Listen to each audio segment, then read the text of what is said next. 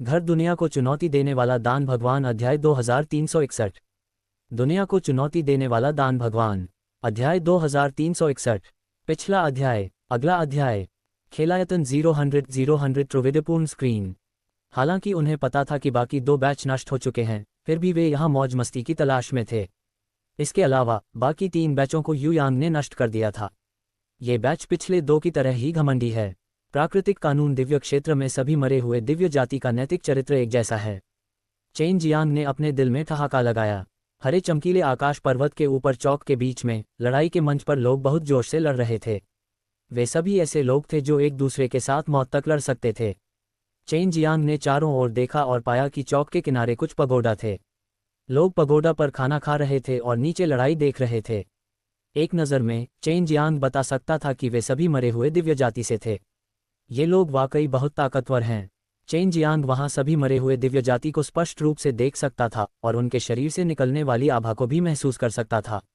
वास्तव में 3 लोग थे जो शीर्ष दिव्य प्रभु क्षेत्र को पार कर चुके थे। कोई आश्चर्य नहीं कि वे अभी भी मरे हुए दिव्य जाति के अन्य 2 बैचों के नष्ट होने के बारे में उदासीन थे। उन्हें लगा कि वे उन 2 समूहों से कहीं ज्यादा मजबूत हैं और वे अभी उनसे निपटना नहीं चाहते थे। ऐसा लग रहा था कि वे इंतजार करने के मूड में थे। चेन जियांग मन ही मन सोच रहा था कि वह मरे हुए दैवीय जाति से कैसे निपटेगा। जैसे ही वह इस बारे में सोच रहा था, एक आदमी अचानक एक ऊंचे टॉवर से नीचे उड़ आया। इस आदमी ने खूबसूरत हल्के बैंगनी रंग के कपड़े पहने थे और उसका जैद जैसा चेहरा बेहद खूबसूरत था। उसके हाव भाव गर्व से भरे थे, जिससे दूसरों को श्रेष्ठता का एहसास होता था।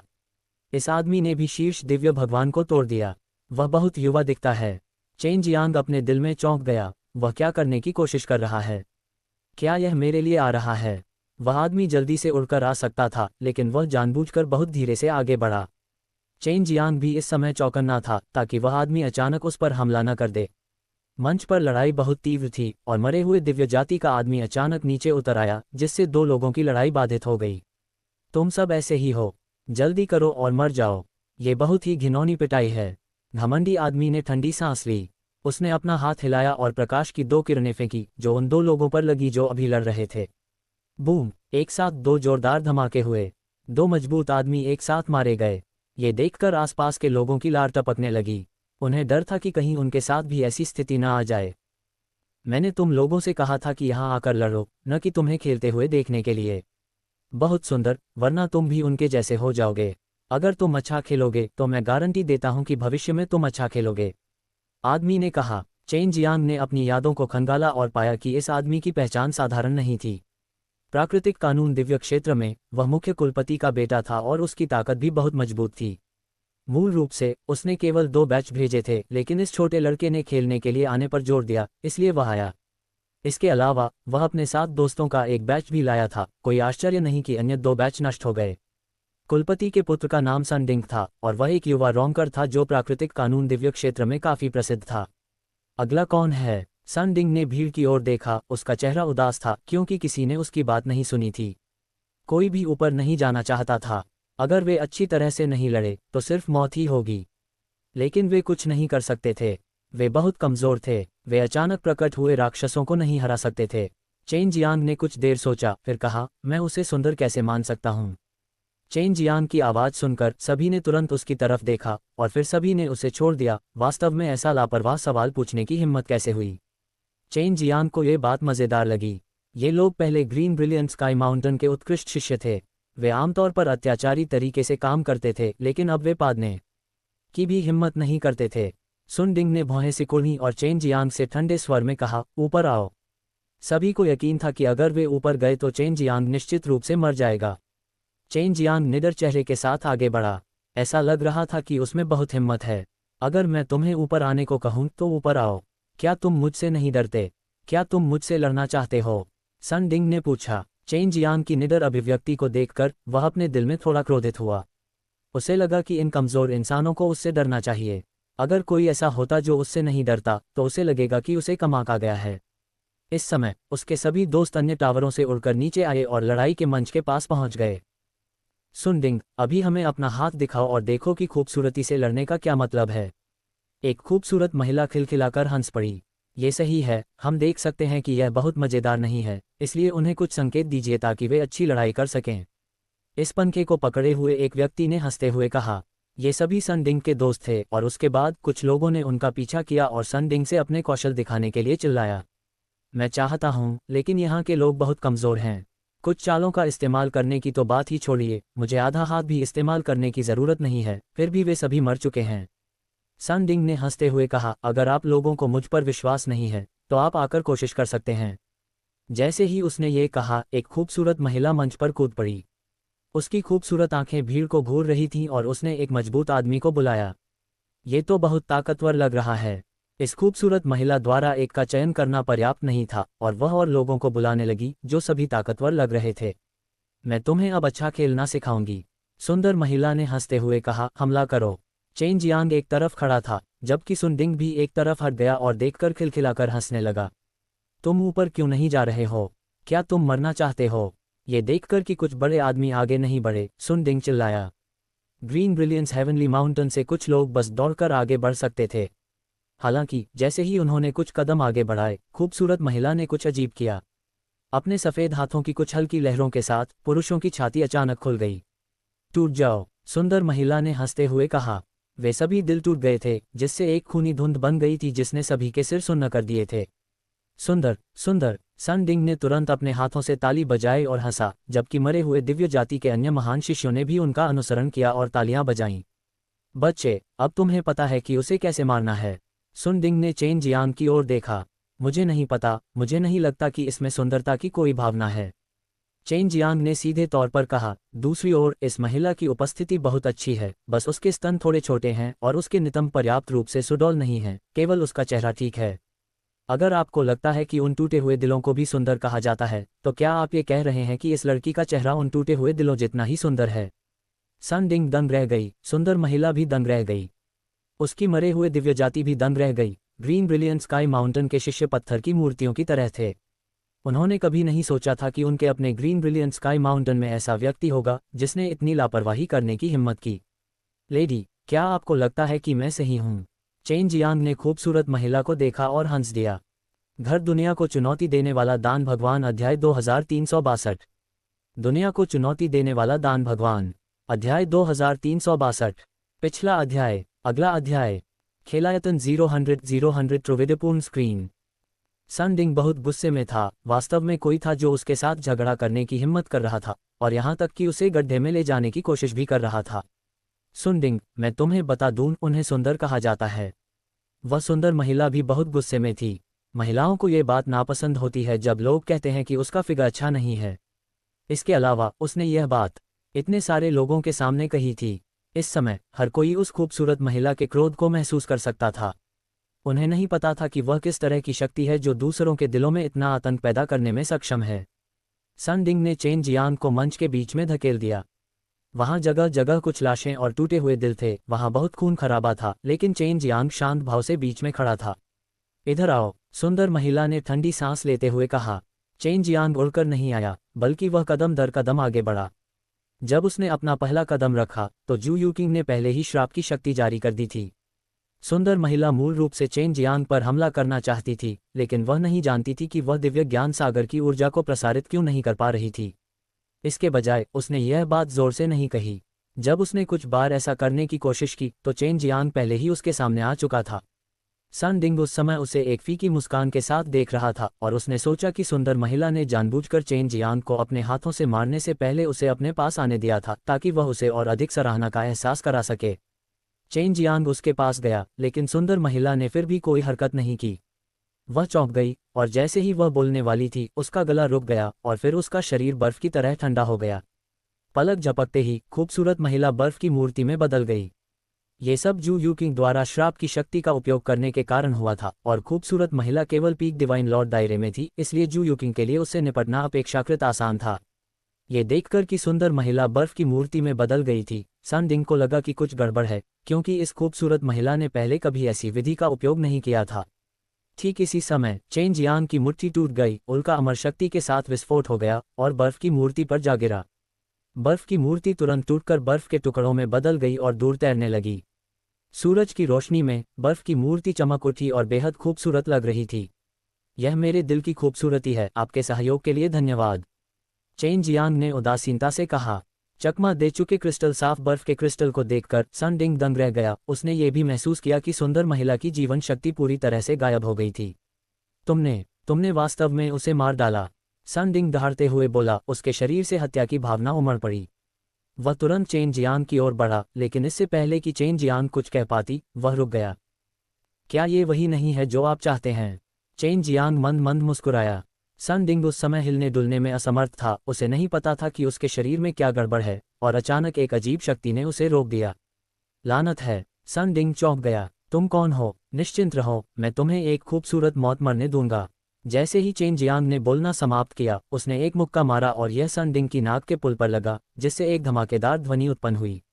मुक्के की शक्ति से पूरा कॉन्टेस्ट रिंग टुकड़ों में बिखर गया। सन डिंग जमीन पर फंस गया था, बिल्कुल भी हिलने में असमर्थ था। अब जब उसे चेन जियांग ने मुक्का मारा था तो उसकी नाक धंस गई थी और वह अभी भी बाहर नहीं निकल पा रहा था। सन डिंग दर्द से चिल्लाया। वह अपने हाथों से अपनी बहती नाक को ढकना चाहता था, लेकिन उसके हाथ उसकी बात मानने से इनकार कर रहे थे। चेन जियांग एक और थप्पड़ के साथ करीब आया और उन्मत्त कंपन शक्ति की एक और लहर उस पर टूट पड़ी। सन डिंग के चेहरे की हड्डियां टूटने की हद तक हिल नहीं सकती थीं, और यहां तक कि उसका आधा हिस्सा विकृत हो गया था। चेन जियांग ने सन डिंग के दूसरे चेहरे पर बार बार थप्पड़ मारे। सन डिंग ने अपना चेहरा पूरी तरह बदल लिया था और कराहना और चिल्लाना जारी रखा। अन्य मजबूत पुरुष मरे हुए दिव्य जाति के सभी ऊपर आना चाहते थे, लेकिन वे आगे नहीं बढ़ सकते थे क्योंकि उन्हें जू यूकिंग के शरीर को सुरक्षित करने वाले अभिशाप ने रोक दिया था। जल्दी करो, मैं एक ही समय में कई लोगों पर बॉडी लॉक अभिशाप का उपयोग करूंगा। मैं लंबे समय तक अपनी ताकत बनाए रखने में सक्षम नहीं हूं। जू यूकिंग ने चेन जियांग से आग्रह किया। अपनी तरफ देखो, क्या ये काफी सुंदर नहीं है? मैंने तुमसे वादा किया था कि मैं तुम्हें एक सुंदर और खूबसूरत मौत मरवाऊंगा।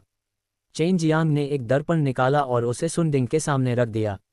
जब सन डिंग ने उस सुंदर चेहरे पर भयानक भाव देखा तो वह इतना क्रोधित हुआ कि उसने मुंह भर खून थूक दिया, जो दर्पण पर फैल गया और उसे और भी अधिक भयावह बना दिया।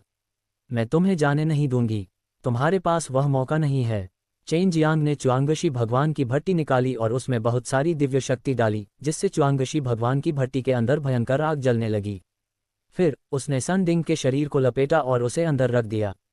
अभी अभी सन डिंग ने एक भयानक चीख निकाली थी जो आसपास के वातावरण में गूंज उठी, जिससे सभी के सिर सुन्न हो गए।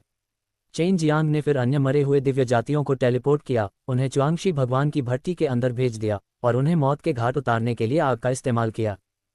मरे हुए दिव्य जाति के सबसे शक्तिशाली को नष्ट कर दिया गया था। चेन जियांग ने अपने अंतरिक्ष डोमेन को जारी किया, पूरे ग्रीन ब्रिलियंट स्काई माउंटेन को कवर किया और अन्य मरे हुए दिव्य जाति की खोज की। चेन जियांग को इन मरे हुए दिव्य जाति के प्रति जरा सी भी दया नहीं थी। वे पहले ही यहाँ कई लोगों की मौत का कारण बन चुके थे और उसने उन्हें यहाँ आते हुए देखा था। यदि मरे हुए दिव्य जाति ने उनकी आत्माओं को नष्ट नहीं किया होता तो वे अभी भी पुनर्जन्म ले सकते थे, इसलिए चेन जियांग ने उन्हें च्वांगशी भगवान की भट्टियों में रखा और उनके शरीर और दिव्य आत्मा को जला दिया। कुछ ही समय बाद प्राकृतिक कानून दिव्य क्षेत्र से आने वाली सभी मरे हुए दिव्य जातियों को चेन जियांग द्वारा पूरी तरह से खत्म कर दिया गया। ग्रीन ब्रिलियंट स्काई स्टार को अब उन राक्षसों द्वारा नियंत्रित होने की आवश्यकता नहीं थी और वह अपनी मूल स्थिति में वापस आ सकता था। जब चेन जियांग अनंत पर्वत पर वापस लौटा तो शिष्यों द्वारा अनंत पर्वत के ऊपर की इमारतों की भी मरम्मत की गई थी, ताकि अंततः कुछ समय के लिए वहां शांति हो सके। चेन जियांग ने कहा, मुझे नहीं पता कि वे कब वापस आएंगे, लेकिन अगली बार जब वे आएंगे तो निश्चित रूप से और भी अधिक मजबूत होंगे। तो अब हम क्या करें? प्राकृतिक कानून दिव्य क्षेत्र निश्चित रूप से बहुत मजबूत है, वू जी ने कहा। मुझे नहीं पता कि अभी क्या करना है, लेकिन मैं इसके बारे में सोचूंगा। एल्डर दाई, मुझे सील के पास ले चलो, चेन जियांग ने कहा। अभी केवल दाई डोंगगोंग के पास ही अनंत पर्वत के नीचे सील में प्रवेश करने का रास्ता था। दाई डोंगगोंग चेन जियांग को सीलबंद पत्थर के कमरे में ले गया। सील को देखते हुए चेन जियांग ने कहा, अगर मैं जमीन को दबाने वाले अमर हाथी से संवाद कर सकता हूं तो ये बाद में होगा।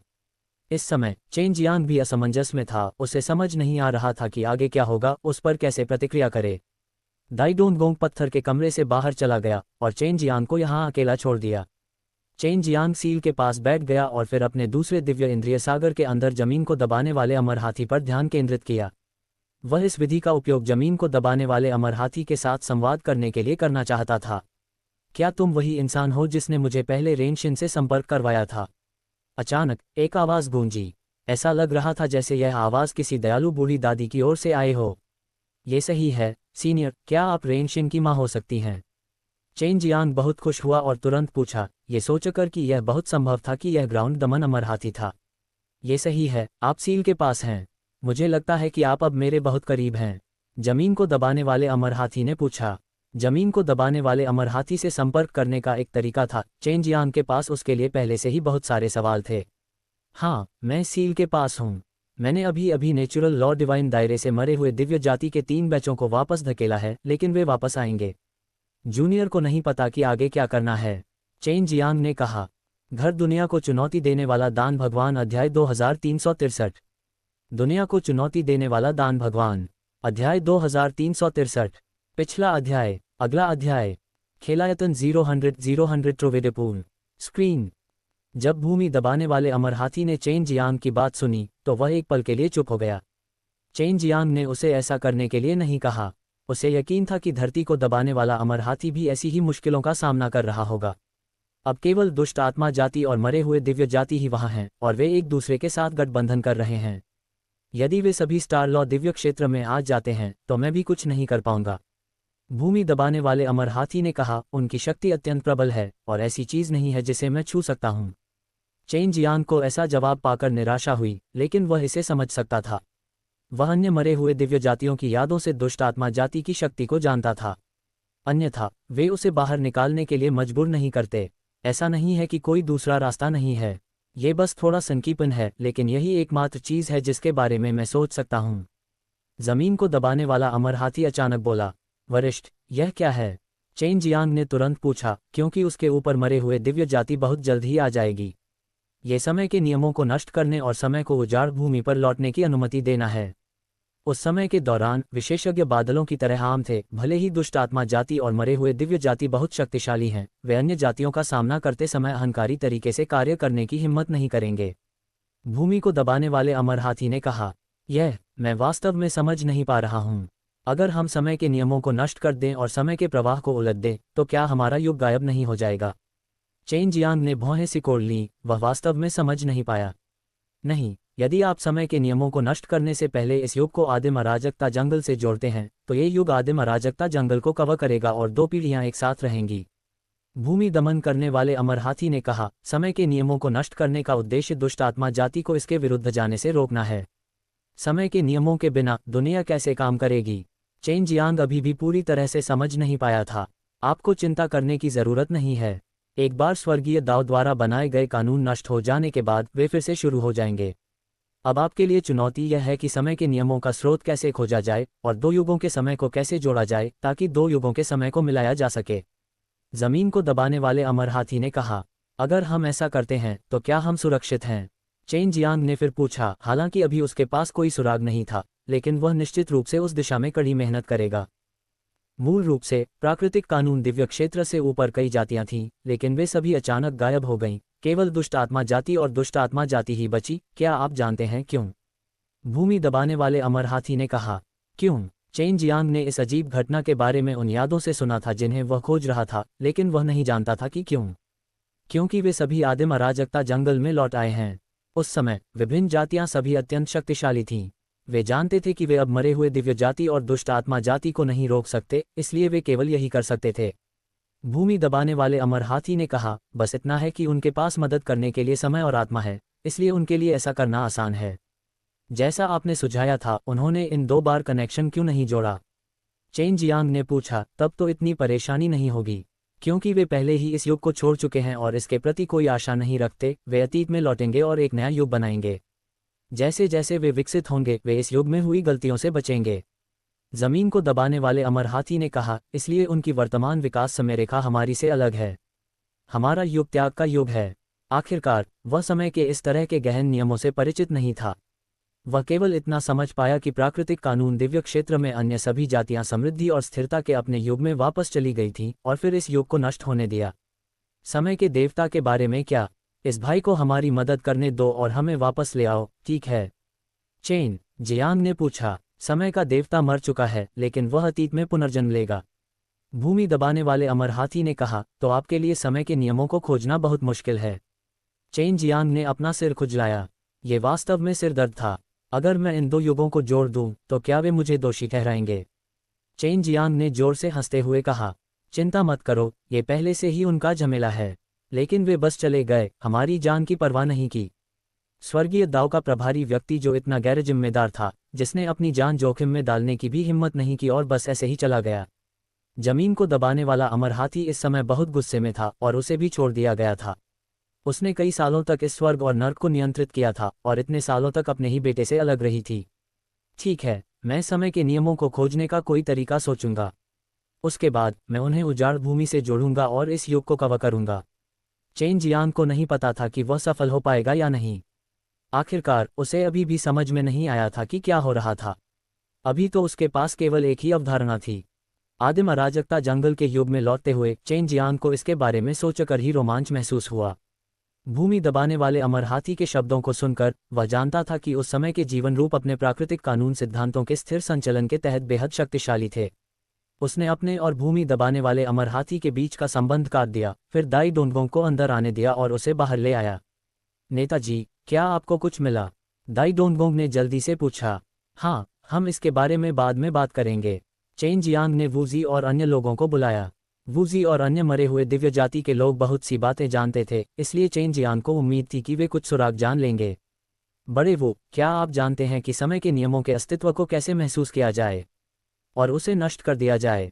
चेन जियांग ने पूछा। क्या? वूजी चौंक गया। क्या तुम स्वर्ग की रक्षा नहीं करना चाहते थे? हम स्वर्ग के मार्ग को भी क्यों नष्ट करने जा रहे हैं?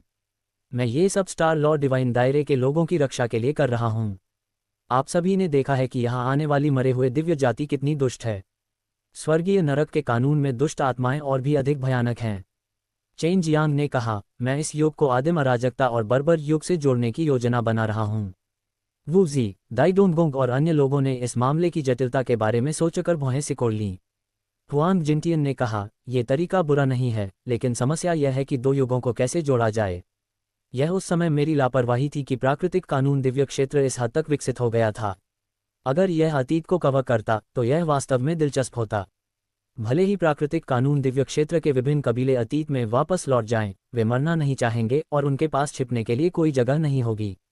यही एकमात्र तरीका है। चेन जियांग ने कहा, जब वे अपने अतीत में वापस गए और अपना इतिहास बदल दिया, तो वे वर्तमान को भी प्रभावित नहीं करेंगे, क्योंकि जब उन्होंने अपना इतिहास बदला तो उन्होंने एक नई दिशा बनाई और एक नया भविष्य बनाया। अगर हम वापस नहीं जाते हैं तो शायद हम बहुत पहले ही वहां पहुंच चुके होंगे। हाँ, इसीलिए हमें वापस जाना होगा। मैं नहीं चाहता कि कोई दूसरी पीढ़ी मुझे अपनाए। हुआंग जिनटियन हंसा। ये लोग, हमें अकेला छोड़ दो। वे छिपने के लिए वापस भागते हैं और साथ ही अपनी गलतियों को सुधारते हैं, लेकिन गलतियां ऐसी चीज हैं जिन्हें हमें सहना पड़ता है। हम उन्हें आराम नहीं करने दे सकते। हमें इस युग को अतीत में विस्तारित करना होगा और उन्हें अपनी गलतियों के परिणामों को भुगतना जारी रखना होगा। हुआंग यानटियन ने कहा, ये सही है, इसलिए जब समय आएगा हम समय कानूनों को नष्ट कर देंगे ताकि वे छिप न सकें। चेन जियांग ने कहा। घर दुनिया को चुनौती देने वाला दान भगवान अध्याय 2364। दुनिया को चुनौती देने वाला दान भगवान अध्याय 2364। पिछला अध्याय। अगला अध्याय। खेलायतन 000 त्रिविधपूर्ण स्क्रीन। अब समस्या ये थी कि समय के नियमों को कैसे समझा जाए और इसे इस युग की आदिम अराजकता से कैसे जोड़ा जाए। वूजी और बाकी सभी लोग गहरी सोच में डूबे हुए थे। ये वाकई एक मुश्किल समस्या थी। वे अच्छी तरह जानते थे कि ऊपर की मरे हुए दिव्य जाति जल्दी ही आ जाएगी, इसलिए उन्हें इसे जल्दी से खत्म करना था। अन्यथा अगर नेचुरल लॉ दिव्य क्षेत्र और मरे हुए दिव्य जाति सेना में शामिल हो गए तो वे बहुत जल्दी पूरे स्टार लॉ दिव्य क्षेत्र को भेज सकते थे। उस समय अनंत पर्वत को भी नीचे ले जाया जाएगा और यदि मुहर खोल दी जाएगी तो अंदर बंद शक्तिशाली दुष्ट आत्माएं बाहर आ जाएंगी और फिर उनके छिपने के लिए कोई जगह नहीं होगी। मैं समय के नियमों के अस्तित्व को कैसे महसूस कर सकता हूँ? चेन जियांग ने भौहें सिकोड़ते हुए कहा, बुजुर्गों, क्या आप सभी ने इस मामले के बारे में सुना है? चेन जियांग ने पूछा। दाई डोंगोंग, वूजी और बाकी सभी ने अपना सिर हिलाया। उन्होंने पहले कभी इस बारे में नहीं सुना था। अगर सुना होता तो वे बहुत पहले ही चेन जियांग को बता चुके होते। ये देखकर कि वे सभी अपना सिर हिला रहे थे, चेन जियांग ने आह भरी, क्योंकि यहाँ तक कि ग्राउंड दबाने वाले अमर हाथी को भी इस बारे में पता नहीं था, इसलिए ये सामान्य था कि दाई डोंगोंग और अन्य को पता नहीं था।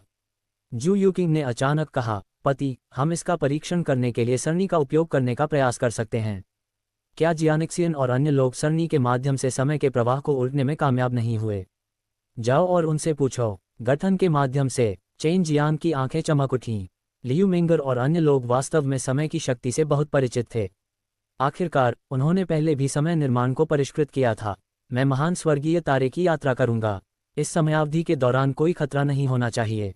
अगर कोई अप्रत्याशित हमला होता है तो आप सभी को जल्द से जल्द मुझसे संपर्क करना होगा। चेन जियांग ने कहा। अब ऐसा लग रहा था कि स्टार लॉ डिवाइन क्षेत्र बहुत शांतिपूर्ण था। दाई डोंगोंग और अन्य लोगों ने एवरलास्टिंग माउंटेन पर कब्जा कर लिया था और स्टार लॉ डिवाइन क्षेत्र में उनकी समग्र ताकत पहले से ही बहुत मजबूत थी। केवल नेचुरल लॉ डिवाइन क्षेत्र के विशेषज्ञ ही उनके लिए खतरा बन सकते थे। अनंत पर्वत पर मूल रूप से बैंगनी युआन संप्रदाय का कब्जा था, लेकिन अब जब दाई डोंगोंग और अन्य ने उन पर हमला कर दिया था तो बैंगनी युआन संप्रदाय ने भी कोई कदम नहीं उठाया। कई लोग इस मामले के बारे में उत्सुक थे, लेकिन वे नहीं जानते थे कि बैंगनी युआन संप्रदाय जू दाजोंग चेन जियांग के ससुर थे।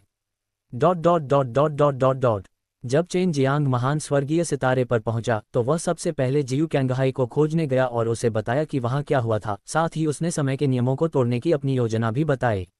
आखिरकार जियू कैंगहाई ने 9 स्वर्गों जैसी शक्तिशाली दुनिया बनाई थी। यही वजह थी कि चेन जियांग मार्गदर्शन लेने के लिए उसके पास आया था, ये देखने के लिए कि क्या उसके पास कोई अच्छा तरीका है।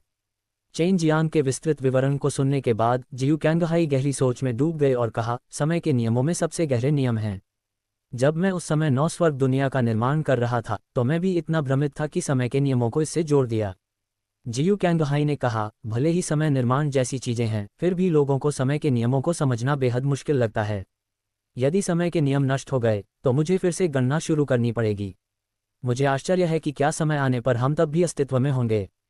चेन जियांग ने ऐसी बात कभी नहीं सोची थी, क्योंकि भूमि दबाने वाले अमर हाथी ने उसे बताया था कि यही एकमात्र रास्ता है। लेकिन हम कोशिश तो कर सकते हैं।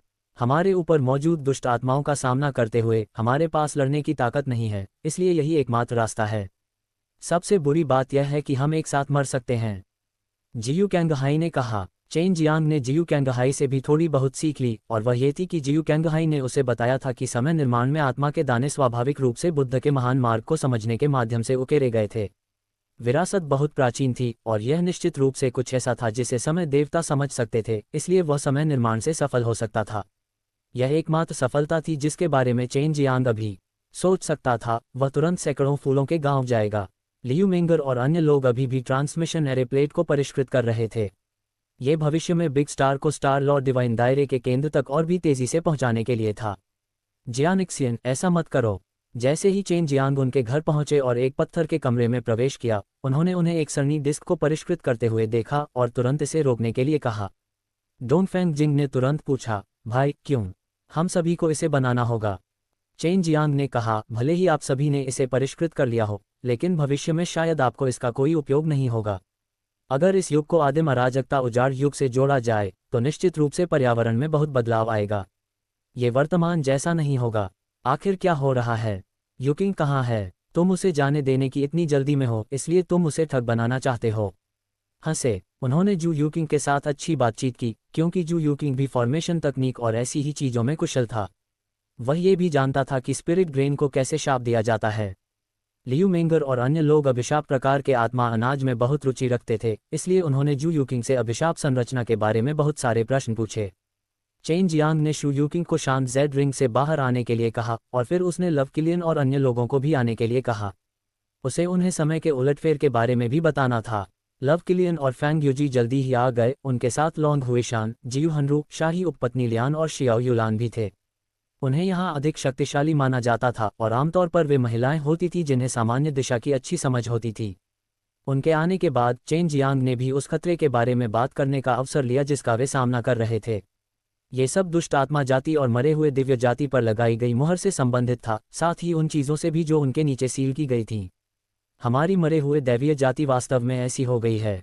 शाही उपपत्नी लियान को इस पर विश्वास नहीं हुआ। उसने भौहें सिकोड़ते हुए कहा, तो अगर हम समय के नियमों को तोड़ते हैं तो क्या हम भी तुम्हारे साथ गायब हो जाएंगे? मैंने इस बारे में बड़े भाई कैंगहाई से चर्चा की है।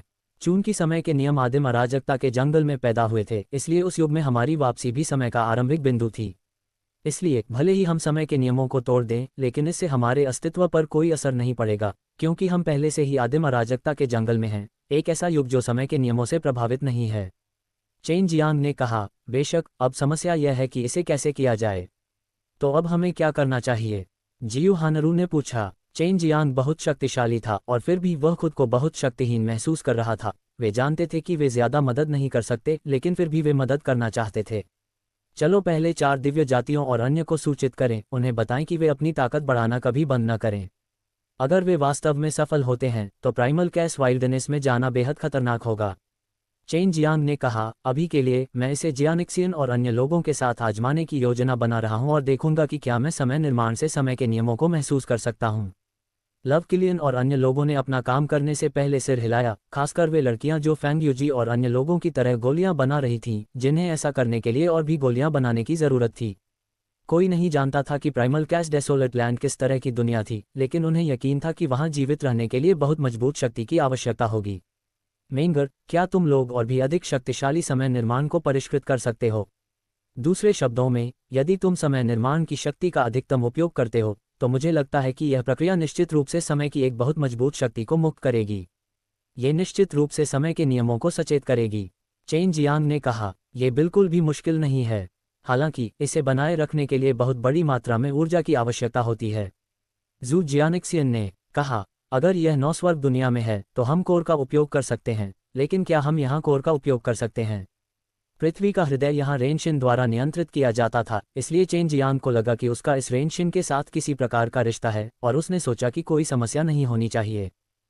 घर दुनिया को चुनौती देने वाला दान भगवान अध्याय 2365। दुनिया को चुनौती देने वाला दान भगवान अध्याय 2365। पिछला अध्याय। अगला अध्याय। खेलायतन 0 त्रिविधपूर्ण स्क्रीन। इस बारे में चिंता मत करो। संरचना की ऊर्जा कोई मुश्किल चीज नहीं है। यह विचार रेनशिन की मां से आया था। उसे लगा कि रेनशिन निश्चित रूप से उसे पृथ्वी के हृदय में उस समय संरचना का उपयोग करने देगा। लियू मेंगर ने कहा, हमने पहले टाइम फॉर्मेशन के 2 सेटों को परिष्कृत किया था और आपने भी उनमें से एक की नकल की है। क्या समय निर्माण के ये 3 सेट पर्याप्त हैं? चेन जियांग ने कुछ देर सोचा, फिर कहा, यदि मैं समय निर्माण के इन 3 सेटों का उपयोग करता हूं, तो मैं हजारों वर्षों तक समय निर्माण में रहूंगा और केवल एक पल ही बाहर गुजरेगा।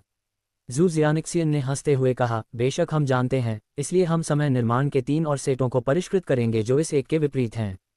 यानी जिस क्षण आप सरणी में प्रवेश करते हैं, आपको बाहर तक पहुंचने में दसियों हजार साल लगेंगे। चेन जियांग को समझ में आ गया कि जब वह बाएं और दाएं के बीच आगे पीछे जा रहा था, तो वह लगातार एक उच्च तीव्रता वाला उलटफेर कर रहा था। इस तरह उसे बहुत मजबूत ऊर्जा की आवश्यकता होगी और साथ ही समय की एक बहुत मजबूत शक्ति को मुक्त करने में सक्षम होगा। एरे डिस्क को परिष्कृत करना बहुत तेज है। अभी हमारे पास एरे डिस्क की काफ़ी सामग्री है, हमें बस उन्हें स्पिरिट ब्रेन में उकेरना है। आपको वास्तव में वादा करना होगा कि आप इसे अपने दिल की गहराई से कर सकते हैं। लियू मेंगर ने पूछा, मैं अभी पृथ्वी के कोर को देखने जा रहा हूँ। आप लोग व्यस्त हो सकते हैं। चेन जियांग ने पृथ्वी के कोर की ओर जाने से पहले कुछ महिलाओं के चेहरों को चूमा। पिछली बार चेन जियांग पृथ्वी के हृदय के पास एक स्थान पर गया था, जहां उसने महान स्वर्गीय तारा संरचना को नियंत्रित करने की प्रणाली खोजी थी। अब वह गर्म भाप से भरे मार्ग में टेलीपोर्ट हो गया और अपनी शक्तिशाली आभा छोड़ी ताकि रेनशिन, जो जमीन के बीच में था, उसे महसूस कर सके। कुछ ही समय बाद वह रेनशिन की क्यूई को महसूस कर सकता था। इस ड्रैगन काइलिन की क्यूई बहुत पहचानने योग्य थी। रेनशिन बहुत जल्दी आ गया। उसने चेन जियांग की आभा को पहचान लिया और अपने दिल में थोड़ा हैरान हुआ। पिछली बार जब वह चेन जियांग से मिला था तो चेन जियांग अभी भी बहुत कमजोर था, लेकिन अब वह बहुत मजबूत था। रेनशिन अभी भी चेन जियांग के प्रति बहुत दोस्ताना था, क्योंकि चेन जियांग ने उसे अपनी मां से संपर्क करने के लिए कहा था, अन्यथा वह खुद को खो देता और दुष्ट आत्मा जाति द्वारा नियंत्रित हो जाता। भाई रेन। जब चेन जियांग ने रेनशिन को देखा तो वह हंसा और चिल्लाया, तुम मुझे खोजने क्यों आए हो? मैं एकांत में साधना कर रहा हूँ। रेनशिन ने कहा, अगर चेन जियांग न होता तो वह बाहर नहीं आता। महत्वपूर्ण बात यह है कि मैं एवरलास्टिंग माउंटेन में सील के नीचे आपकी मां से संपर्क करने में कामयाब रहा। चेन जियांग ने कहा। रेनशिन तुरंत उत्साहित हो गया, क्योंकि यह मामला उसकी मां से संबंधित था।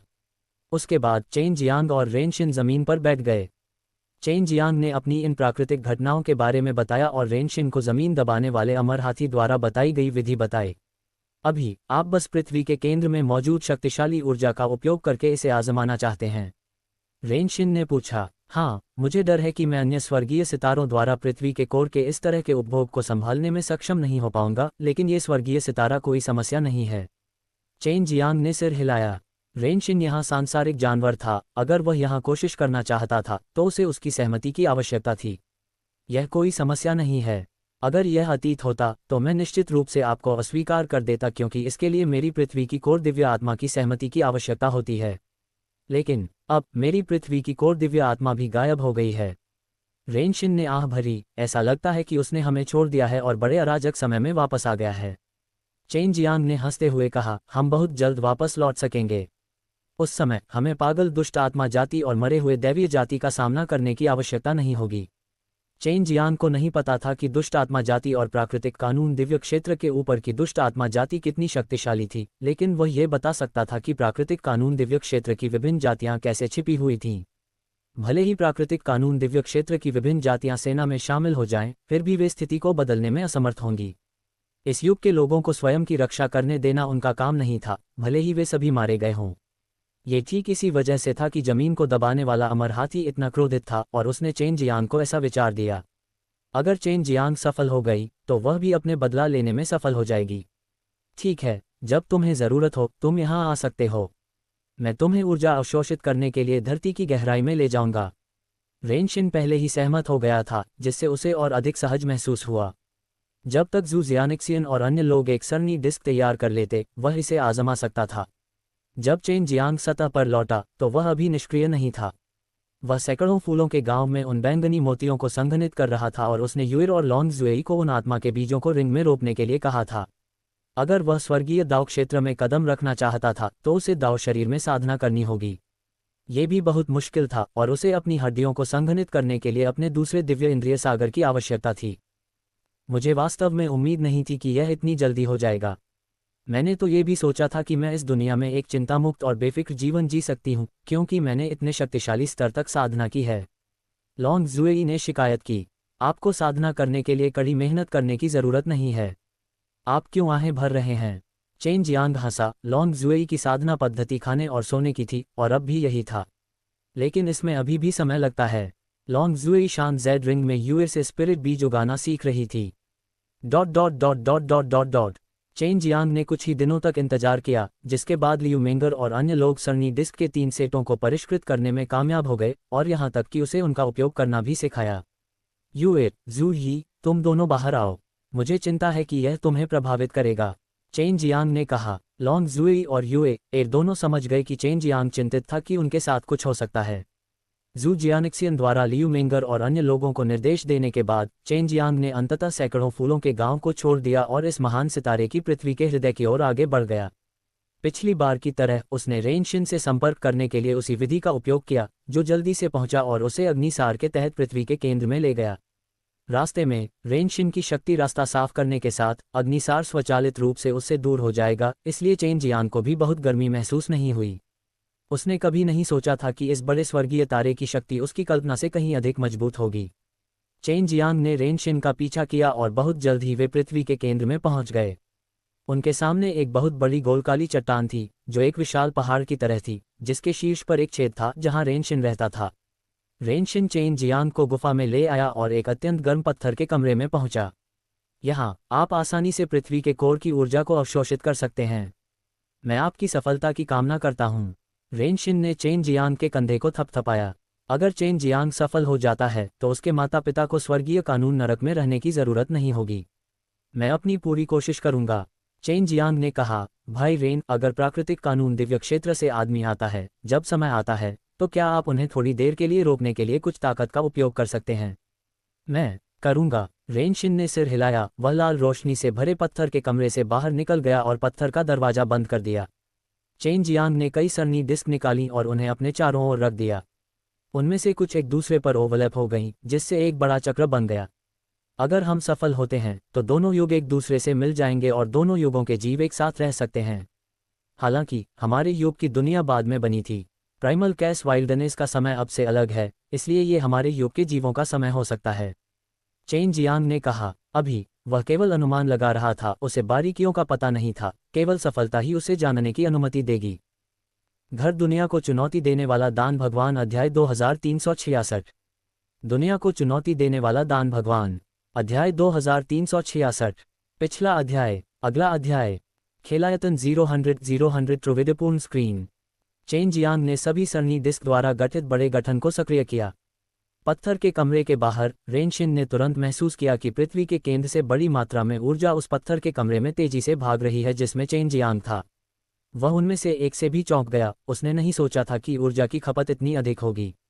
जो टाइम फॉर्मेशन के अंदर था, स्वाभाविक रूप से उसे नहीं पता था कि वह वर्तमान में एक बहुत ही खास समय और स्थान में था। वह जिस समय में था उसे बाहर की तरह ही आगे बढ़ने वाला कहा जा सकता था, लेकिन वह जिस समय में था वह अलग था। चेन जियांग ने अपनी आंखें बंद कर लीं और अपने अंदर समय की शक्ति को महसूस करने की कोशिश की। अगर वह इस युग को बड़े अराजक समय से जोड़ना चाहता था तो उसे समय के नियमों को समझने से पहले समय के नियमों को समझना होगा। ये सबसे कठिन हिस्सा भी था और इसे असंभव भी कहा जा सकता है। जब धरती को दबाने वाले अमर हाथी ने उसे इस विधि के बारे में बताया तो उसने कहा था कि इसे हासिल करना बहुत मुश्किल है। एक दिन बीतने के बाद चेन जियांग को ज्यादा लाभ नहीं हुआ, लेकिन उसके गठन ने पृथ्वी के कोर से बहुत अधिक ऊर्जा का उपयोग किया। अगर यह इसी तरह चलता रहा तो वह 1 साल से ज्यादा नहीं टिक पाएगा। मुझे उम्मीद है कि वह और तेज हो सकता है। अगर वह सफल होता है तो इस स्वर्गीय तारे की मौत भी इसके लायक है। फिर वह पृथ्वी के केंद्र से निकलकर महान स्वर्गीय तारे के शीर्ष पर आ गया। उसने चेन जियांग से वादा किया था कि वह इस जगह की अच्छी तरह से रक्षा करेगा, और चेन जियांग ने उसे बताया था कि वहां उसके कई दोस्त और रिश्तेदार हैं। दिन बीतते गए और पलक झपकते ही 1 महीना बीत गया। इस महीने के दौरान महान आकाशीय तारे के शीर्ष पर स्थित सभी प्राणी यह महसूस कर सकते थे कि इस ग्रह पर दिव्य आत्मा की आभा पहले जितनी घनी नहीं थी तथा वर्तमान में नीचे उतर रही थी। केवल कुछ ही लोगों को इस बात का पता था कि चेन जियांग ने पृथ्वी के हृदय में क्या पदार्थ उत्पन्न किया था। जू यूकिंग जू जियानिक्सियन और अन्य लोगों को एरे डिस्क को परिष्कृत करते हुए देख रहा था। वे अब ट्रांसमिशन एरे को भी परिष्कृत कर रहे थे, सुरक्षात्मक संरचनाओं को परिष्कृत कर रहे थे और संरचनाओं को मार रहे थे। अगर चेन जियांग सफल हो गए तो वे बड़े अराजक समय में चले जाएंगे। उन्हें नहीं पता था कि उस युग में क्या डरावना था, लेकिन उन्हें इसका सामना करने के लिए तैयार रहना होगा। अचानक एक भयानक आभा छा गई। जू यूकिंग चौंक गया और उसकी अभिव्यक्ति गंभीर हो गई। वे यहाँ हैं, प्राकृतिक कानून, दिव्य क्षेत्र और दुष्ट आत्मा जाति। जू यूकिंग ने पहले भी मरे हुए दिव्य जाति के उन 3 समूहों को मारने के लिए चेन जियांग का पीछा किया था, इसलिए वह इस क्यूई से बहुत परिचित थी और अन्य क्यूई दुष्ट आत्मा जाति से थी। आप सभी लोग सुरक्षात्मक संरचना को सक्रिय करें, मैं जाकर देखूंगा। जू यूकिंग के बोलने के बाद वह पलक झपकते ही गायब हो गया। यूकिंग, तुम्हें सावधान रहना होगा, जू यूकिंग ने आसमान की ओर चिल्लाते हुए कहा। जू यूकिंग भी चेन जियांग की प्रिय महिला थी। अगर उसे कुछ हो गया तो चेन जियांग निश्चित रूप से बहुत दुखी होगा। ... जब जू यूकिंग आसमान में ऊपर पहुंचे तो उन्होंने ऊपर लोगों के एक बड़े समूह को देखा जो ग्रैंड सेलेस्टियल स्टार फॉर्मेशन पर हमला करने के लिए एक बहुत मजबूत शक्ति का उपयोग कर रहे थे। लियू मेंगर और अन्य लोगों द्वारा सुधार किए जाने के बाद यह विशाल संरचना और भी अधिक शक्तिशाली हो गई। आखिरकार इसे पृथ्वी के कोर की शक्ति द्वारा बनाए रखा गया था और इसकी रक्षात्मक शक्ति बहुत मजबूत थी। लेकिन अब वह natural law divine real rank rankers का सामना कर रहा था। जू यूकिंग ने रेन शिन को देखा।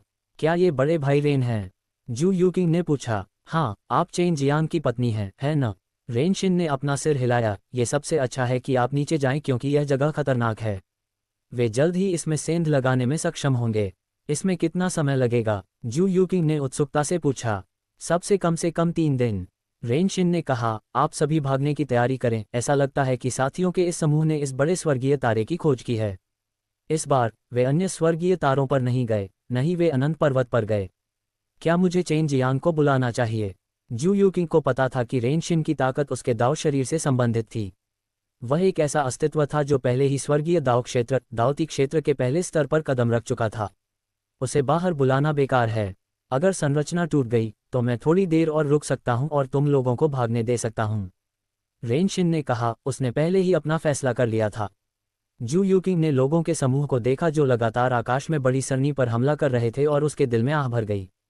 सैकड़ों फूलों के गांव में लौटने पर उसके पास अभी भी कुछ समय था और केवल उम्मीद थी कि चेन जियांग सफल हो सकता है। ... चेन जियांग के टाइम फॉर्मेशन में प्रवेश करने के 10 दिन से ज्यादा समय बाद वह एक बेहद अजीबोगरीब स्थिति में डूबा हुआ था। ऐसा लग रहा था जैसे वह अपने बचपन में लौट आया हो, और किसी कारण से उसे ऐसा लग रहा था जैसे उसने अपने सामने हुई चीज़ों का अनुभव किया हो, जैसे वह अतीत में लौट आया हो। नहीं, मैंने पहले भी ऐसा अनुभव किया है। चेन जियांग अचानक अपनी मूर्छा से जागा और फिर सफ़ेद अंतरिक्ष के विशाल विस्तार में प्रकट हुआ। अंदर कई पहिए थे और जब ये पहिए घूमते थे तो कई दृश्य दिखाई देते थे और उन सभी पर गहन आत्मा के दाने थे। ये पहिए एक युग का प्रतिनिधित्व करते हैं, एक के बाद एक धक्का देते और घूमते हैं। चेन जियांग ने ध्यान से हजारों पहियों को देखा। वह देख सकता था कि कई समय पहले ही बीत चुके थे। वह उन समयों को भी देख सकता था जब 9 दिव्य राजाओं ने 9 स्वर्ग दुनियाएं बनाई थीं, और वह समय जब स्वर्गीय दिव्य भगवान गिर गए थे। सबसे बड़ा पहिया पहले युग का होना चाहिए, प्राइमल कैस वाइल्डनेस के बाद, और अंत में वह युग जिसमें हम हैं। चेन जियांग चला गया और उस विशाल पहिए को छुआ जो पंक्ति में सबसे अंत में था। ये पहिया 30,000 मीटर ऊंचा था। इसे छूने मात्र से चेन जियांग ने अपनी बहुत सी शक्ति खो दी थी और पीछे केवल थोड़ी सी शक्ति बची थी। ऐसा लगता है कि मैं पहले से ही समय के नियम में हूँ। अगर मैं नियमों को बदलना चाहता हूँ तो मुझे जितनी ऊर्जा की आवश्यकता होगी वह बढ़ जाएगी, चेन जियांग ने कहा। फिर अपनी ऊर्जा को पुनः प्राप्त करने के लिए एक दिव्य गोली का सेवन किया। बड़ा अराजक समय एक प्रारंभिक युग है और इसे नष्ट नहीं किया जा सकता। अगर हम यहाँ अन्य समय चक्रों को नष्ट कर दें, केवल हमारे युग के लोगों को छोड़कर, तो हम बड़े अराजक समय के बहुत करीब होंगे। चेन जियांग ने अन्य पहियों को देखा, फिर च्वांगशी भगवान की भट्टी निकाली। मुझे आशा है कि यह काम करेगा। चेन जियांग ने च्वांगशी भगवान की भट्टी से आग की लपटें छोड़ीं, जिससे दूसरा पहिया भी जल गया, लेकिन कोई फायदा नहीं हुआ। आखिरकार ऐसा इसलिए हुआ क्योंकि मेरी ताकत पर्याप्त नहीं है। चेन जियांग ने अपनी आंखें बंद की और पृथ्वी के केंद्र से ऊर्जा को बाहर महसूस किया। इसे महसूस करने के बाद उसने इसे अवशोषित करना शुरू कर दिया। इस समय उन्होंने ये भी महसूस किया कि च्वांगशी देव भट्टी के अंदर की लपटें बहुत भयंकर हो गई थीं। आग का एक गोला पहिए पर गिरा और वह तुरंत जलने लगा। जब तक हम आखिरी पहिया बचा सकते हैं तब तक आशा है। चेन जियांग चिंतित नहीं था क्योंकि पहिया पहले ही गुजर चुका था। उसने इसे जला दिया ताकि मरे हुए दिव्य जाति और दुष्ट आत्मा जाति को अन्य समय में छिपने से रोका जा सके। जब तक वे सभी अनुभव नष्ट नहीं हो जाते तब तक उनके पास जाने के लिए कोई जगह नहीं होगी। सभी को बड़े अराजक समय में रहना होगा। बहुत जल्दी चेन जियांग ने दूसरा पहिया जला दिया और सिर्फ यही एक बचा। हालांकि वहां कोई दूसरा पहिया नहीं था, फिर भी यह घूम रहा था। क्या हो रहा है? मैं अभी भी समय के नियमों के दायरे में हूँ। क्या ऐसा हो सकता है कि मैं अभी तक सफल नहीं हुआ हूँ? चेन जियांग ने चारों ओर देखा। उसने एक पल सोचा, आखिरी पहिए को देखा, भौहें सिकुड़ी और कहा, मुझे मत बताओ कि हमें इस पहिए को नष्ट करना होगा। उसने एक पल सोचा, आखिरी पहिए को देखा, भौहें सिकुड़ी और कहा, मुझे मत बताओ कि हमें इस पहिए को नष्ट करना होगा। ये रिवॉल्वर बस समय रेखा हैं। अगर वे नष्ट भी हो जाएं, तो जिस दुनिया में हम रहते हैं उस पर ज्यादा असर नहीं पड़ेगा।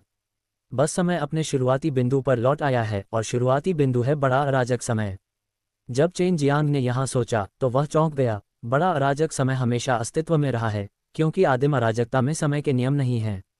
नष्ट करो। चेन जियांग ने आखिरी पहिए को नष्ट कर दिया, जिससे उनके आसपास का क्षेत्र विकृत हो गया। सफलता। हम बड़े अराजक समय तक पहुंचने वाले हैं। ये सच्चा युग है। जिस युग में हम पहले थे वह सिर्फ एक अनजाने में पैदा हुआ स्वर्गीय दाव है। घर दुनिया को चुनौती देने वाला दान भगवान अध्याय 2367। दुनिया को चुनौती देने वाला दान भगवान अध्याय 2367। पिछला अध्याय। अगला अध्याय। खेलायतन 000 त्रिविधपूर्ण स्क्रीन। चेन जियांग द्वारा समय नियमों के अंतिम विशाल चक्र को नष्ट करने के बाद उसके चारों ओर का स्थान विकृत होने लगा। अगर बाहर पहाड़ हैं तो हम जिस माहौल में हैं वह बदल गया है। चेन जियांग अपनी जगह पर खड़ा रहा, हिलने की हिम्मत नहीं कर रहा था। उसे यकीन था कि समय के नियम पहले ही नष्ट हो चुके थे। बेशक वह अभी भी भविष्य में पुनर्जन्म लेने में सक्षम होगा। जहां तक जो कुछ हो रहा था, चेन जियांग अभी इसके बारे में बहुत चिंतित नहीं था। रेनशिन हवा में तैर रहा था और वर्तमान में आकाश में मरे हुए दिव्य जाति और दुष्ट आत्मा जाति को घूर रहा था। अचानक उसने एक मजबूत ऊर्जा उतार चढ़ाव महसूस किया। चेन जियांग सफल हुआ। रेनशिन ने अपनी आंखें चौड़ी करके देखा। अगर वह सफल होता तो जिस जगह पर वे थे वहां भी निश्चित रूप से बड़ा बदलाव होता। ऐसा इसलिए था क्योंकि जिस युग में वे रह रहे थे वह बड़े अराजक समय में वापस चला जाएगा और बड़ा अराजक समय निश्चित रूप से वर्तमान समय से अलग होगा।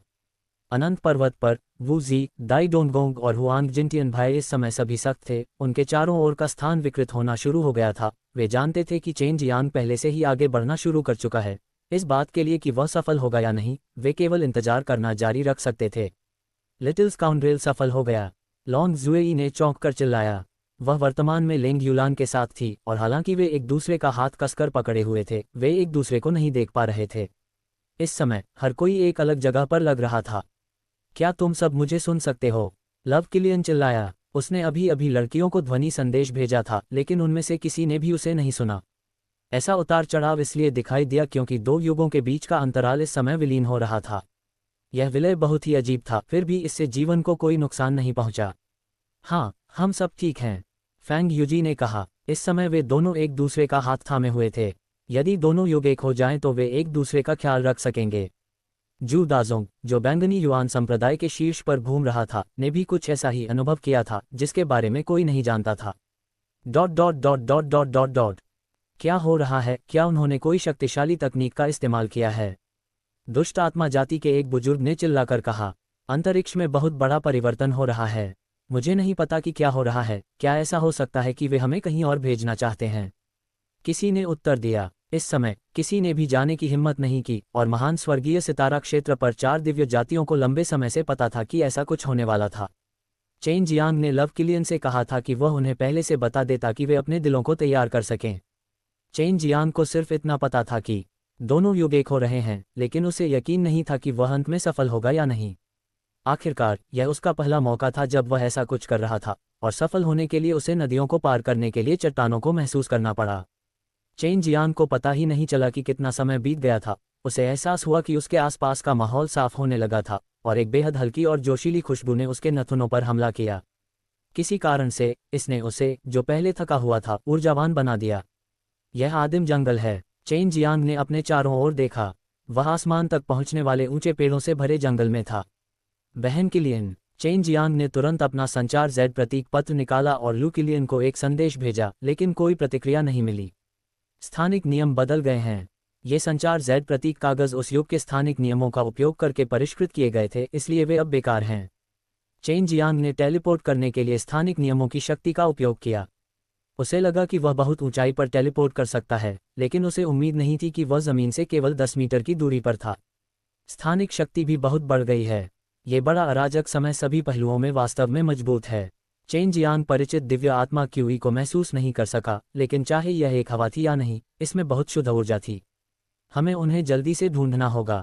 चेन जियांग ने अपनी स्थानिक ऊर्जा का उपयोग करके आसमान में ऊपर की ओर टेलीपोर्ट किया। उसने हवा में लोगों का एक बड़ा समूह देखा। ये लोग हैं। जब चेन जियांग ने लोगों के बड़े समूह को रेनशिन की ओर भागते देखा, तो उसे तुरंत समझ आ गया कि वे अब महान स्वर्गीय सितारा क्षेत्र में नहीं थे। अन्यथा महान स्वर्गीय सितारा की रक्षा करने वाली सरनी गायब नहीं हुई होती। 2 युगों के विलय के बाद वे एक नई दुनिया में भी पहुंचे, वह दुनिया जहां बड़ा अराजक समय निवास करता था। किंवदंती है कि बिग कैओटिक टाइम्स एक बहुत बड़ी दुनिया थी। अंत में यह विस्फोट हो गया और अलग हो गया, जिससे कई बड़ी और छोटी दुनियाएं बन गईं।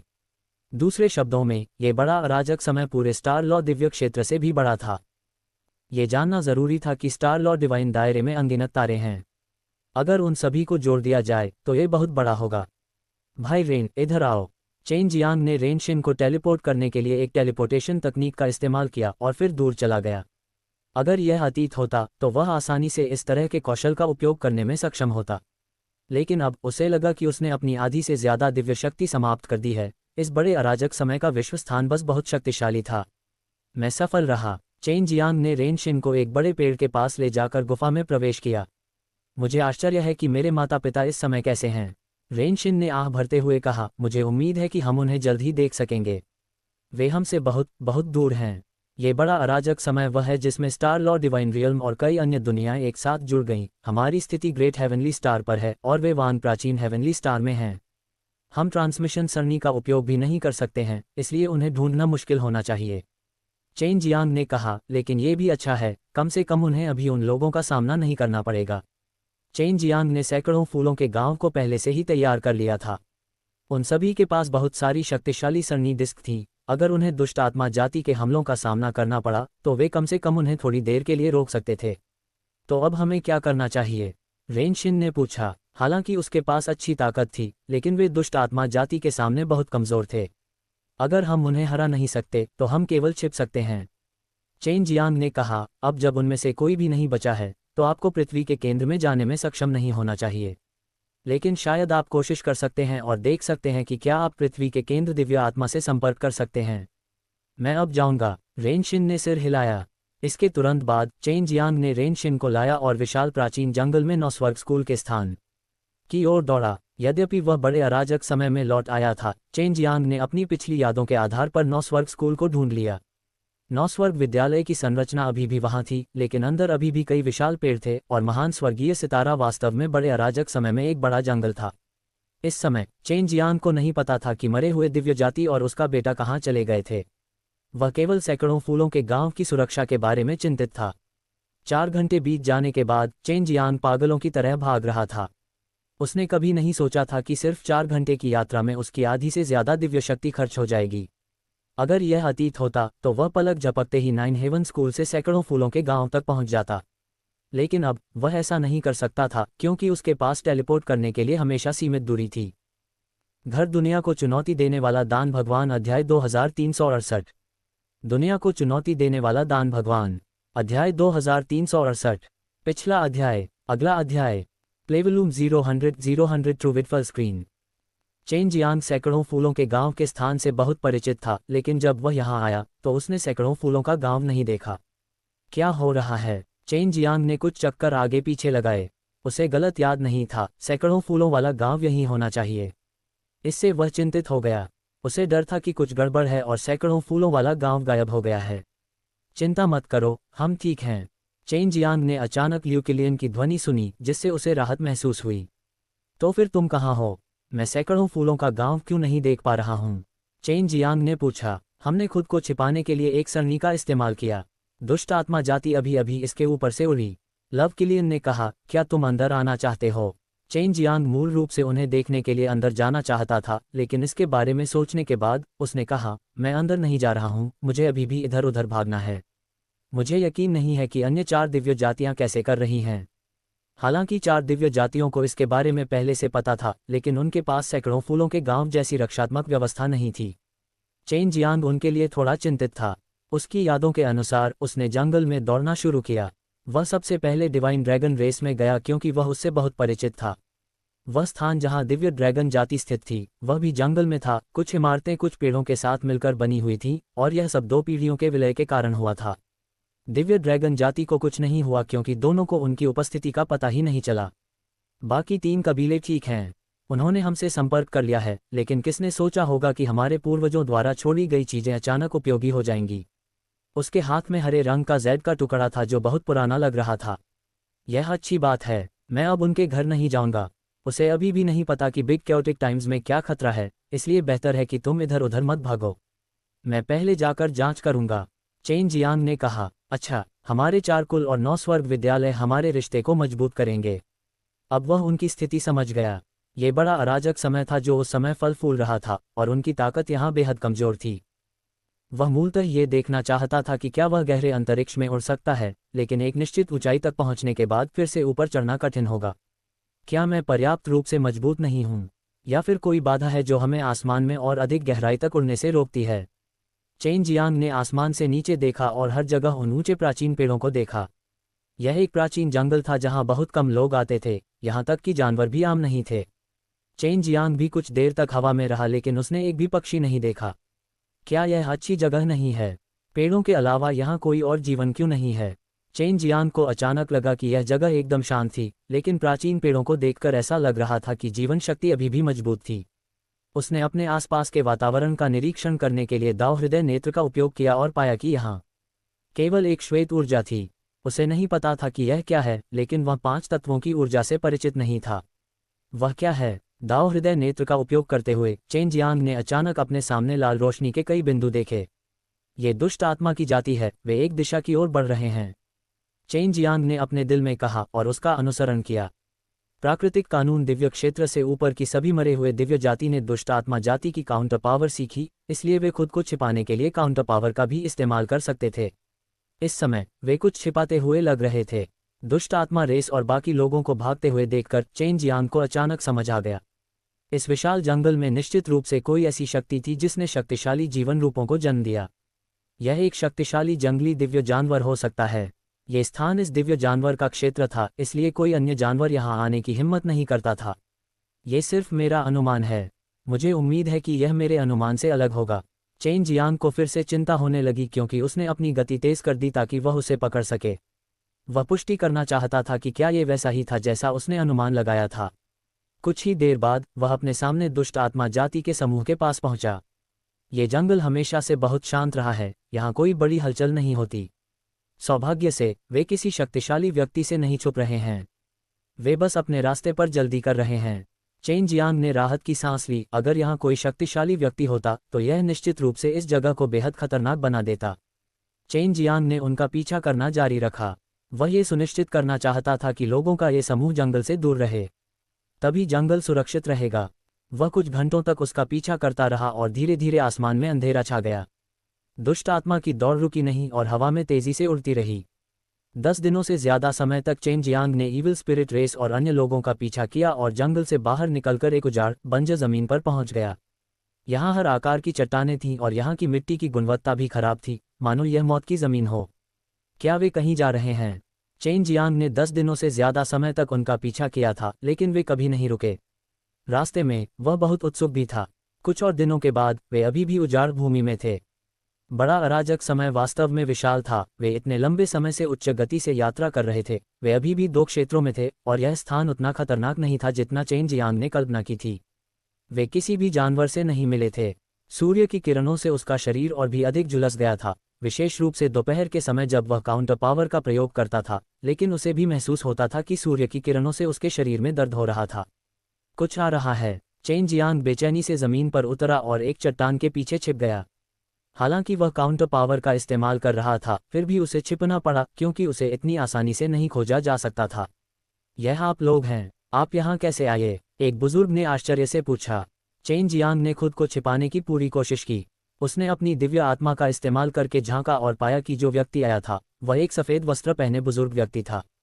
प्राकृतिक कानून दिव्य आत्मा, हा, हम वास्तव में यहाँ हैं, हा। जब चेन जियांग ने देखा कि सभी दुष्ट आत्मा जाति प्रकट हुई थी तो पागलों की तरह हंसने वाला व्यक्ति लाल रंग का एक बूढ़ा आदमी था।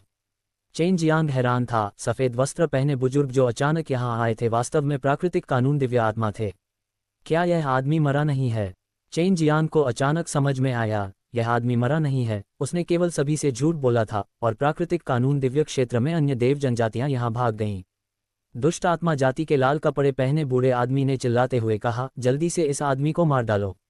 हालांकि हम नहीं जानते कि हम यहाँ कैसे पहुँचे, फिर भी यह हमारे लिए अच्छी बात है। हम नहीं जानते कि स्वर्गीय कानून महल अब कैसा चल रहा है। प्राकृतिक कानून दिव्य आत्मा ने लाल प्रकाश की एक चमक देखी और फिर उसके शरीर से सफ़ेद प्रकाश का एक विस्फोट निकला और गायब हो गया। वे वास्तव में भाग गए। चलो उनका पीछा करते हैं। ये बड़ा अराजक समय है, यहाँ हमें बड़े अराजक समय के प्राचीन देवताओं को मारने का मौका मिलेगा। लाल कपड़े पहने बूढ़ा आदमी जो दुष्ट आत्मा जाति का नेतृत्व कर रहा था बेतहाशा हंसा और जल्दी से उसका पीछा किया। उनकी गति देखकर चेन जियांग मन ही मन घबरा गया। वह पहले इन दुष्ट आत्मा जातियों का पीछा करते हुए बहुत खतरनाक था। यह एक दुष्ट जाति थी जो प्राकृतिक कानून दिव्य क्षेत्र में विभिन्न जातियों और कई दिव्य कानून देवताओं को नष्ट कर सकती थी।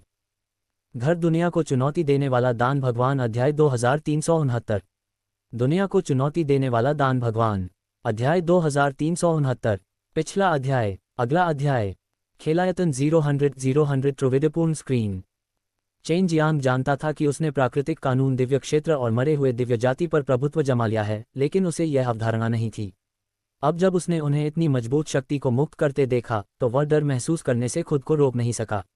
ये देखकर कि दुष्ट आत्मा जाति बहुत दूर थी, चेन जियांग ने 9 स्वर्ग स्कूल में लौटने और उसे इस मामले के बारे में बताने का फैसला किया। कुछ दिनों तक हंड्रेड्स ऑफ फ्लावर्स विलेज में रहने के बाद वह अपने पुराने मित्र का अभिवादन करने के लिए 9 हेवन स्कूल गए और फिर अपनी यात्रा शुरू की। 9 हेवन स्कूल और 100 ऑफ फ्लावर्स विलेज को अब सुरक्षित माना गया। चेन जियांग को राहत मिली और वह बिग कैओटिक टाइम्स देखने के लिए निकल गया। रेनशिन भी वहां से चला गया। वह अपने माता पिता को ढूंढना चाहता था, लेकिन वह चेन जियांग के साथ नहीं था। चेन जियांग अपनी यात्रा पर अकेले ही निकल पड़ा और उसने जाने के लिए एक दिशा भी यादृच्छिक रूप से चुन ली। 3 महीने की ट्रैकिंग के बाद चेन जियांग 9 स्वर्ग स्कूल से बहुत दूर जंगल छोड़ चुका था। उसे लगा कि अगर यह महान स्वर्गीय सितारा भी होता तो भी वह 3 महीने पहले ही निकल चुका होता। लेकिन यहाँ कोई आकाशीय तारे नहीं थे, केवल जमीन का एक विशाल विस्तार था। वह इस जगह से बिल्कुल अपरिचित था। रात में तारे और चांद दिखाई देते हैं। क्या ये प्राचीन काल से मौजूद हैं? चेन जियांग उस समय मैदान में लेटा हुआ आकाश में तारों को देख रहा था। जैसे ही उसने ऊपर नीचे देखा, उसे अचानक हवा में तेजी से घूमता हुआ एक बिंदु दिखाई दिया। वह आग के गोले जैसा लग रहा था। यह एक उड़ता हुआ व्यक्ति है। चेन जियांग तुरंत उठ बैठा और ध्यान से देखा। यह व्यक्ति वर्तमान में अपने शरीर में अग्नि ऊर्जा को बिना रुके छोड़ रहा है, जिससे लपटें चारों ओर फैल रही हैं ताकि वह अपनी गति बढ़ा सके। वह छोटा सा बिंदु बस चमक कर गुजर गया। उसकी गति प्रकाश जितनी तेज थी, अगर चेन जियांग की नज़र अच्छी न होती तो वह उसे पकड़ नहीं पाता। पहले तो उसने आराम करने की योजना बनाई थी, लेकिन अब वह उठकर उस छोटे बिंदु का पीछा करने लगा। पहले उसने सोचा था कि बड़े अराजक समय में कई मजबूत प्राचीन जानवर हैं, लेकिन इन पिछले 3 महीनों में उसने एक भी बाल नहीं देखा था। उसके लिए इस समय किसी शक्तिशाली मानव को देखना दुर्लभ था, इसलिए वह बहुत उत्साहित हुआ और तुरंत उसके पीछे भागा। मुझे आश्चर्य है कि क्या वह एक अच्छा व्यक्ति है। अगर मैं किसी सभ्य व्यक्ति से मिल पाऊं तो मैं जल्द से जल्द इस बड़े अराजक समय को समझ पाऊंगा। चेन जियांग का दिल प्रत्याशा से भर गया। आखिरकार ये चमत्कारों से भरा युग था और हर चीज का स्रोत यही था। उन्हें लगा कि रहस्यमयी स्वर्गीय कीमिया शायद इसी युग में रची गई होगी। चेन जियांग भी धीमा नहीं था, वह आसमान में आग के गोले को पकड़ने में सक्षम था। बेशक ये तब था जब उसने टेलीपोर्टेशन का इस्तेमाल किया था। अगर वह इसका इस्तेमाल नहीं करता तो वह उसे पकड़ नहीं पाता। इससे उसे उस व्यक्ति की ताकत का सामान्य ज्ञान हो गया। सुबह हो चुकी थी और चेन जियांग पहले से ही बहुत थक चुका था। हालांकि वह 3 महीने से अपनी यात्रा पर जल्दी जल्दी चल रहा था, लेकिन उसने शायद ही कभी अपनी स्थानिक ऊर्जा का इस्तेमाल किया हो। वह केवल जमीन पर बेतहाशा दौड़ता रहा हो या आकाश में दिव्य शक्ति के साथ उड़ता रहा हो। अब उस व्यक्ति का पीछा करने के लिए उसके पास अंतरिक्ष की शक्ति का उपयोग करने के अलावा कोई विकल्प नहीं था। मादरचोद, वर्तमान में मैं वास्तव में एक कुत्ते की तरह थक सकता हूँ। चेन जियांग अचानक रुक गया। अगर वह जारी रहा तो उसकी सारी दिव्य शक्ति समाप्त हो जाएगी। वह अप्रत्याशित स्थितियों से बचने के लिए अपनी कुछ दिव्य शक्तियों को संरक्षित करना चाहता था, इसलिए उसने हार मान ली। जैसे ही वह अपना पसीना पोंछने के लिए रुका, आकाश में आग का गोला अचानक उसकी ओर आ गिरा। क्या उसने मुझे खोज लिया? चेन जियांग घबरा गया। जैसे ही वह काउंटर पावर का उपयोग करने वाला था, आग की लपटें अचानक बिजली के एक बोल्ट में बदल गईं और जमीन पर गिर गईं। चेन जियांग ने उत्सुकता से बचाव किया, लेकिन उसे किसी भी प्रकार के हमले का आभास नहीं हुआ। हाहा, डर गया। तुमने सुबह होने तक मेरा पीछा क्यों किया? एक अधेड़ उम्र का आदमी जोर से हंस पड़ा। चेन जियांग ने राहत की सांस ली, ध्यान से इस मध्यम आयु वर्ग के व्यक्ति को देखा। उसकी त्वचा काली थी, उसकी दाढ़ी और बाल अस्त व्यस्त थे, उसके कपड़े गंदे थे और यह स्पष्ट था कि उसने अपनी उपस्थिति पर ज्यादा ध्यान नहीं दिया था। फिलहाल वह चेन जियांग को देखकर मुस्कुरा रहा था। छोटे भाई, तुम कहाँ से हो? अधेड़ उम्र का आदमी हंसा। उसने चेन जियांग के कंधे को थपथपाया और उसके कंधे पर चुटकी ली। बुरा नहीं है भाई, मैं बहुत दूर से आया हूँ और यहाँ खो गया हूँ। क्योंकि मैंने कल रात बड़े भाई को आसमान में उड़ते देखा था, इसलिए मैं आपके पीछे चला आया। चेन जियांग ने अपना सिर खुजलाया और हंसा। इस मध्यम आयु वर्ग के व्यक्ति ने लोगों को सीधेपन का एहसास दिलाया। तो यह ऐसा ही है। तुम बहुत भाग्यशाली हो कि तुम मुझसे यहाँ मिल सके। अगर तुम कुछ और दिन इधर उधर भटकते रहे तो तुम्हें बहुत डरावनी जगह पर जाना पड़ेगा। अधेड़ उम्र के आदमी ने चेन जियांग के कंधे पर थपथपाया। मैं तुम्हें अग्नि ताओ दिव्य स्थान पर ले चलूंगा, जहां बहुत से अग्नि साधक इकट्ठा होंगे। मध्यम आयु वर्ग के व्यक्ति ने कहा, मैं भी अग्नि के दाव की साधना करता हूँ। छोटे भाई, तुम भी वैसे ही दिखते हो। चेन जियांग ने सिर हिलाया। हाँ। चेन जियांग ने अधेड़ उम्र के आदमी का पीछा किया और बातें करते हुए जमीन पर दौड़ा। अधेड़ उम्र के आदमी का नाम यू यान था और वह एक अग्नि वंश के कुलपति का बेटा था। उसके अपने शब्दों में उसे एक छोटा रईस माना जा सकता था। युयान फायर ताओ दिव्य स्थान की ओर जाने वाला था। तथाकथित फायर ताओ दिव्य स्थान एक बड़ा शहर था जिसे क्षेत्र के दर्जनों फायरवे जनजातियों ने मिलकर बनाया था। फिर वे इस अग्नि ताओ दिव्य स्थान को विकसित करने के लिए मिलकर काम करेंगे और अन्य लोगों को अग्नि ताओ दिव्य स्थान की ओर आकर्षित करेंगे ताकि वे इससे बहुत लाभ उठा सकें। छोटे भाई, तुम्हें आमतौर पर बहुत घूमना पड़ता है। तुमको देखो, तुम्हें पता भी नहीं है कि अग्नि ताओ दिव्य स्थान कितना शक्तिशाली है।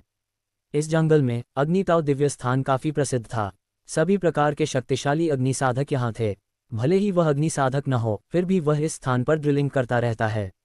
युयान हंसा। बड़े भाई यू, पिछले कुछ दिनों में क्या आपको ऐसा महसूस हुआ है कि कुछ अजीब हुआ है?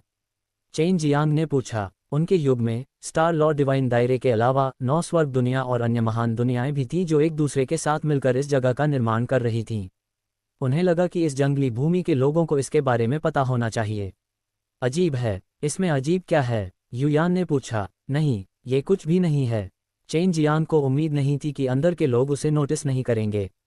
स्टार लॉ दिव्य क्षेत्र विशाल था, वहां बहुत सारे लोग थे, लेकिन पूरे बिग कैओटिक टाइम्स को कवर करने के बाद किसी ने कुछ भी नोटिस नहीं किया। इसका मतलब केवल ये हो सकता है कि बड़ा अराजक समय इतना विशाल था कि अचानक बहुत अधिक लोगों के आ जाने के बाद भी उन्होंने अधिक ध्यान आकर्षित नहीं किया। चेन जियांग ने युयान का पीछा किया और 3 दिनों तक दौड़ते रहे। अंततः वे अग्नि ताओ दिव्य स्थान पर पहुंच गए। चेन जियांग को लगा कि इमारतें पुरानी होने के अलावा वे उन बड़े शहरों से अलग नहीं थीं। वे उसके दौर के बड़े शहरों से भी कम मजबूत थीं। चेन जियांग ने ऐसी इमारतें देखी थीं जो हजारों मीटर ऊंची थीं, लेकिन वे अधिक से अधिक पत्थर की ईंटों से बनी केवल 10 मंजिलें ही थीं। युयान ज्यादा उदार और सीधा था। फायर ताओ दिव्य स्थान पर आने के बाद उसने चेन जियांग को पीने के लिए एक पुराने सराय में खींच लिया। चेन जियांग को भी नहीं पता था कि वह किस तरह की शराब थी। उसने केवल महसूस किया कि 18 दिव्य देवताओं का उसका शरीर मजबूत शराब से प्रज्वलित हो गया था। उसका गला ऐसा महसूस कर रहा था जैसे कि वह आग की लपटों में फटने वाला था। घर दुनिया को चुनौती देने वाला दान भगवान अध्याय 2370। दुनिया को चुनौती देने वाला दान भगवान अध्याय 2370। पिछला अध्याय। अगला अध्याय। खेलायतन 0 त्रिविधपूर्ण स्क्रीन। चेन जियांग ने कुछ घूंट शराब पी ली और यह उसके लिए असहनीय हो गया। इस समय वह केवल घूंट भर रहा था और जब उसने युयान को उसके मुंह में एक के बाद एक कटोरी शराब डालते देखा तो उसने मन ही मन खुद की प्रशंसा की। अगर कोई साधारण व्यक्ति इस तरह की शराब पीता तो उसे निश्चित रूप से मौत का सामना करना पड़ता। लड़के, ऐसा लगता है कि तुमने पहले कभी ऐसा नहीं किया है। चेन जियांग की शक्ल देखकर युयान जोर से हंसा। मुझे खेद है, मेरा भाई अब गरीब है। मैं अस्थायी रूप से अच्छी शराब खरीदने में असमर्थ हूँ, इसलिए मैं केवल आपको निराश कर सकता हूँ। बड़े भाई यू, क्या तुम किसी सरदार के बेटे नहीं हो? तुम इतने गरीब कैसे हो सकते हो? चेन जियांग हंसा। उसने अनिच्छा से आधा कटोरा पी लिया और लगभग आग उगलने लगा। युयान ने आह भरी। ये सब इसलिए है क्योंकि मैं उम्मीदों पर खरा नहीं उतरता। मुझे ऐसे मत देखो, वास्तव में मेरे भाइयों में मैं सबसे कमजोर हूँ। उन सभी के पास अपना खुद का व्यवसाय और शक्ति है और मैं अकेला बचा हूँ। बड़े भाई यू, आप फायर ताओ दिव्य स्थान में क्या कर रहे हैं? क्या आप यहाँ खेलने आए हैं? चेन जियांग ने पूछा। बिल्कुल नहीं, मैं यहाँ पैसा कमाने आया हूँ, युयान ने कहा। पैसा? चेन जियांग ने कभी नहीं सोचा था कि बिग कैओटिक टाइम्स वास्तव में पैसे का उपयोग करेगा। मुझे मत बताओ कि तुमने इसे पहले कभी नहीं देखा है। युयान ने एक बहुत पतली सफ़ेद जैद की गोली निकाली। ये कागज़ जितनी पतली लग रही थी और इस पर कुछ शब्द लिखे हुए थे। चेन जियांग ने इन पात्रों को पहचान लिया। हालांकि वे उन पात्रों से थोड़े अलग थे जिनसे वह परिचित था, फिर भी वह उन्हें पहचान सकता था। आखिरकार उसके युग के पात्र इसी प्राचीन युग से विकसित हुए थे। ये 10 है, चेन जियांग ने कहा। हाँ भाई, ऐसा लगता है कि आपने वाकई यह चीज़ पहले कभी नहीं देखी है। युयान जोर से हंसा। ये सही है, ये 10 जेड मनी हैं और वे आम तौर पर इस प्रकार के जेड से बने होते हैं। उनके लिए जिम्मेदार लोगों का एक विशेष समूह है और उनकी नकल करना बहुत मुश्किल है। चेन जियांग ने इसे लिया और इसे छुआ। तुरंत पतले जेड टुकड़े के अंदर एक अजीब क्यूई महसूस किया। उसे नहीं पता था कि यह किस तरह की शक्ति थी और इसके ऊपर कई आत्मा के दाने थे। क्या ये वस्तु अर्जित करना कठिन है? चेन जियांग ने पूछा। इसे पाना मुश्किल है। अगर हम यहाँ खाना भी खाएं तो भी सिर्फ 20 जेड मनी ही लगेंगे। अगर हम किसी बेहतर होटल में जाएं तो ज़्यादा से ज़्यादा कुछ 100 जेड मनी ही लगेंगे। युयान ने कहा। भाई, आपको चिंता करने की ज़रूरत नहीं है। अपने सामान्य समय के हिसाब से अपने लिए जीविका कमाना निश्चित रूप से कोई समस्या नहीं है। चेन जियांग के पास अब कहीं और जाने के लिए कोई जगह नहीं थी। वह बस बिग कैओटिक टाइम्स में ही रहना चाहता था। अगर वह यहीं रहना चाहता था तो जितना ज़्यादा जेड मनी होगी उतना ही अच्छा होगा। जेड मनी की सबसे बड़ी संख्या क्या है? चेन जियांग ने अपने हाथों में जेड मनी युयान को वापस कर दी। अधिकतम 1 लाख। इतने सालों में मेरे पास सिर्फ 2 ही बचे हैं। युयान हंसा। बड़े भाई यू के धन के साथ वह यहाँ किस स्तर पर है? चेन जियांग ने पहले कभी इस जगह का दौरा नहीं किया था। वह चिंतित था कि इस दुनिया में कोई गोलियां नहीं हैं, इसलिए वह गोलियों को परिष्कृत करके ज़्यादा कमाई नहीं कर पाएगा। बहुत घटिया स्तर। सड़क के उस पार हथियार बेचने वाली दुकान को देखो। इस दुकान के मालिक के पास कम से कम 10 लाख युआन हैं, जो मेरी दुकान से बहुत बेहतर है। युयान खुद पर हंसा। क्या जेड का पैसा यहाँ बहुत महत्वपूर्ण है? चेन जियांग ने हथियार की दुकान को देखा। हालांकि यह साधारण और भद्दा लग रहा था, लेकिन वहाँ बहुत सारे लोग आ जा रहे थे जिससे ये बहुत जीवंत हो गया था। जनजाति में, मेरी उम्र में, मुझे आमतौर पर खुद पर भरोसा करना पड़ता है, न कि जनजाति पर। अगर हम मजबूत बनना चाहते हैं तो हमें खुद पर भरोसा करना होगा, जैसे कि हथियार और कपड़े खरीदना या औषधीय गोलियां खरीदना। हमें जेड मनी का उपयोग करने की आवश्यकता है, युयान ने कहा। युयान से गोली का जिक्र सुनकर चेन जियांग मन ही मन खुश हो गया। उसे लगा कि यहाँ पैर जमाना उसके लिए कोई समस्या नहीं होगी। आखिरकार वह कीमियागर था। गोलियां, क्या वे महंगी हैं? चेन जियांग ने फिर पूछा। उसने पहले ही उसके साथ एक बच्चे की तरह व्यवहार किया था जिसने कभी दुनिया नहीं देखी थी, इसलिए उसे ये सवाल पूछना बुरा नहीं लगा। बेशक ज़्यादा महंगी वे हैं जिन्हें परिष्कृत करना मुश्किल है, लेकिन उनमें औषधीय तत्व नहीं होते। उन गोलियों का 100,000 से ज़्यादा सोने के सिक्कों में बिकना आम बात है। मैंने पहले सिर्फ कुछ ही खरीदे हैं, इसलिए मेरे लिए उनका ज़्यादा इस्तेमाल है। सू यू ने आगे कहा। युयान ने कहा, चेन जियांग जानता था कि यहाँ की गोलियां निश्चित रूप से स्टार लॉ दिव्य क्षेत्र में मौजूद गोलियों से अलग होंगी। उसके बाद चेन जियांग ने युयान से गोलियों के बारे में पूछा। 4 प्रकार की गोलियां थीं, स्वर्ग की गोली, राजा की गोली, सम्राट की गोली और प्राकृतिक कानूनदान। चेन जियांग ने पहले कभी यहाँ स्वर्गीय गोलियां नहीं देखी थीं, वह नहीं जानता था कि यह किस प्रकार की दिव्य गोली थी। उसने सोचा कि यह थोड़ा ऊपर होनी चाहिए। भाई, आप कीमिया सीखना चाहते हैं, ये पैसे कमाने का एक अच्छा तरीका है, लेकिन गोलियों को परिष्कृत करने के लिए उच्च स्तर की प्रतिभा की आवश्यकता होती है। आप सही जगह पर आए हैं। यहाँ प्रसिद्ध कीमियागर है, क्योंकि हमारे पास आग का उपयोग करने में सबसे अधिक विशेषज्ञ हैं। युयान ने कहा। उसने उस तरह की घटिया किस्म की शराब पी जैसे पीने का पानी, कटोरे के बाद कटोरे। हाँ, मैं करता हूँ। चेन जियांग हंसा। भाई यू, आप सामान्य रूप से पैसे कैसे कमाते हैं? मैं जिस तरह से पैसे कमाता हूँ वह बहुत सस्ता है। मैं दूसरों के काम में मदद करता हूँ। मैं अब थोड़ा गरीब हूँ, इसलिए मैं कुछ करने के लिए फायर ताओ दिव्य स्थान पर आया हूँ। युयान ने कहा। बूढ़े भाई, चलो यहीं से छुट्टी लेते हैं। मैं अब ज्यादा व्यस्त हूँ, मैं तुम्हें यहाँ खेलने के लिए नहीं ला सकता। युयान बहुत उदार था। उसने 1000 ज़ेड मनी निकाली और चेन जियांग को दे दी। चेन जियांग अभी अभी आया था, इसलिए वह निश्चित रूप से इन ज़ेड मनी से कोई पैसा नहीं कमा सकता था। उसने युयान के उदार प्रस्ताव को अस्वीकार नहीं किया। आखिरकार 1000 उसके लिए कुछ भी नहीं था। धन्यवाद बड़े भाई यू। अगली बार जब हम मिलेंगे तो मैं आपको फायर ताओ दिव्य स्थान की सारी अच्छी वाइन पिलाऊंगा। चेन जियांग हंसा। तुम्हें अपना वादा निभाना होगा। मैं, तुम्हारा भाई, बहुत शराब पीता हूँ। अगली बार जब हम मिलेंगे तो मुझे परवाह नहीं कि तुमने ज़ेड के पैसे कमाए हैं या नहीं, मैं तुम्हारा साथ देने के लिए दृढ़ संकल्प हूँ। युयान हंसा। युयान ने शराब का भुगतान किया और फिर जल्दी से चला गया। जिस क्षण chain Jiang big chaotic times के किसी व्यक्ति के संपर्क में आया, उसके मन में उनके बारे में बहुत अच्छी धारणा बनी। मुझे यहाँ की गोलियों को देखने के लिए एक गोली की दुकान पर जाना है। चेन जियांग ने सड़कों पर चारों ओर पूछा और जल्दी से एक गोली की दुकान ढूंढ ली। वह अभी भी उस दौर के शब्दों को पढ़ सकता था। गोली की दुकान का साइन बोर्ड देखकर वह अंदर चला गया। बहुत सारे लोग हैं। जब चेन जियांग देखने के लिए अंदर गया तो उसने पाया कि तीनों बड़ी दुकानें लोगों से भरी हुई थीं। इस दवा की दुकान का कारोबार वास्तव में इतना अच्छा था जिसने चेन जियांग को काफी हैरान कर दिया। सर, क्या आप यहाँ गोलियां खरीदने आए हैं? एक मुस्कुराता हुआ बूढ़ा आदमी जल्दी से आया और पूछा। अच्छा है न? चेन जियांग ने लोगों के समूह की ओर इशारा किया। बेशक वे नहीं हैं, वे यहाँ गोलियों का परीक्षण करने के लिए हैं। न केवल वे कम और मध्यम श्रेणी की स्वर्गीय गोलियां खा सकते हैं, बल्कि उन्हें 50 ज़ेड पैसे भी मिल सकते हैं। बूढ़ा आदमी हंसा। ये बहुत अच्छी बात है। चेन जियांग ने आश्चर्य से कहा।